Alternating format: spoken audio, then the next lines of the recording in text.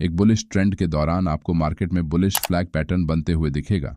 Market में जब भी स्ट्रॉन्ग बुलिश मूव आता है उस वक्त प्राइस एक सीधी रेखा में ऊपर बढ़ती है और बाद में एक पॉइंट पर जाकर स्टेबलाइज हो जाती है और फिर पैरेलल टॉप्स और बॉटम्स के साथ एक माइनर बेरिश करेक्शन में प्राइस ट्रेड करती है। बुलिश फ्लैग पैटर्न की पहचान करने के लिए आपको कुछ इंपॉर्टेंट बातों का ध्यान रखना होगा।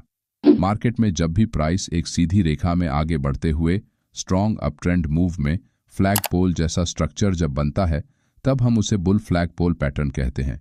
इसका मतलब यहाँ बनने वाली कैंडल्स बहुत बड़ी होती है और वो सब एक दूसरे के ऊपर अपना क्लोजिंग करती है। ये मार्केट में चल रहे बाइंग इंटरेस्ट का स्ट्रांग सिग्नल होता है और ये भी क्लियर है कि मार्केट में इस समय लोग पॉजिटिव सोच के साथ बाइंग कर रहे हैं जिससे मार्केट में बुल्स डोमिनेंट बने हुए हैं। लेकिन एक समय के बाद जब शुरुआती बायर्स अपनी पोजीशन काटकर प्रॉफिट बुक करने लगते हैं तब मार्केट में एक छोटा सा करेक्शन आने से चार्ट पर बुल फ्लैग पैटर्न बनता है। बुलिश फ्लैग पैटर्न में ट्रेड करने के लिए हम 3 बातों पर ध्यान देंगे। 1 ट्रेड में एंट्री कहां करें, 2 ट्रेड में स्टॉप लॉस कहां पर लगाए और 3 ट्रेड में क्या टारगेट सेट करे। एक ट्रेड में एंट्री कहां करें। बुलिश फ्लैग पैटर्न एक कंटिन्यूएशन चार्ट पैटर्न होता है जिसमें मार्केट में एक स्ट्रॉन्ग ट्रेंड के बाद प्राइस थोड़ी देर एक जगह रुककर फिर से अपना ट्रेंड कंटिन्यू करती है।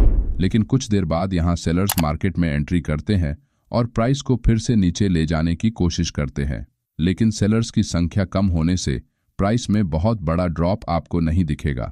इस समय बनने वाला पुलबैक बहुत ही नैरो रेंज में होता है।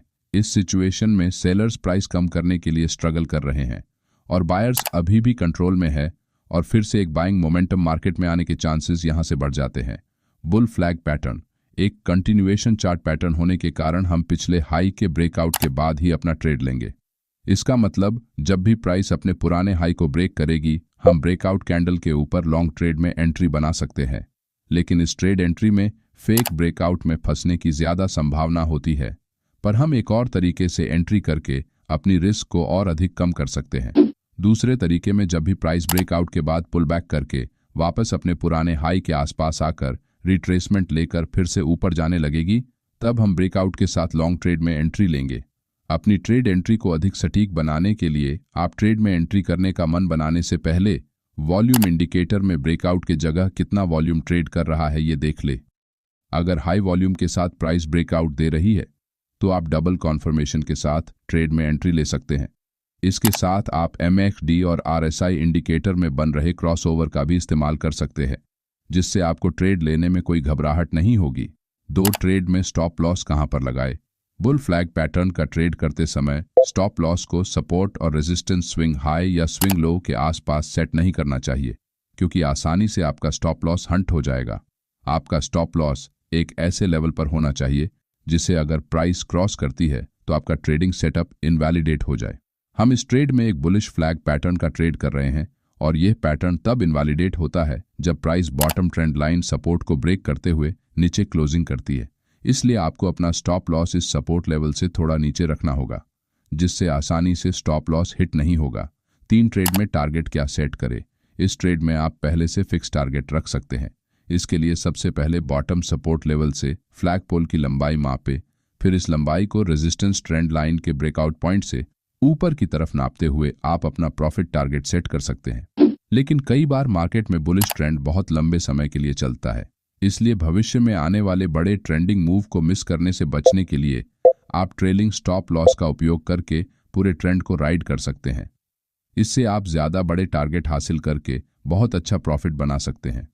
ट्रेलिंग स्टॉप लॉस के इस्तेमाल से कुछ प्रॉफिट पहले बुक करके अधिक लंबे समय तक ट्रेड में अपनी पोजीशन बनाए रखने में मदद मिलती है। मूविंग एवरेज का इस्तेमाल करके बुल फ्लैग पैटर्न को कैसे खोजें। आप मूविंग एवरेज इंडिकेटर का इस्तेमाल करके एक स्ट्रॉन्ग ट्रेंडिंग मार्केट में आप बुल फ्लैग पैटर्न की खोज कर सकते हैं। अगर आप डे ट्रेडर हैं तो आप शॉर्ट टर्म ट्रेड के लिए 20 या फिर 50 मूविंग एवरेज का इस्तेमाल कर सकते हैं और अगर आप स्विंग या पोजिशनल ट्रेडिंग करते हैं तब 50 और 200 मूविंग एवरेज का उपयोग करें।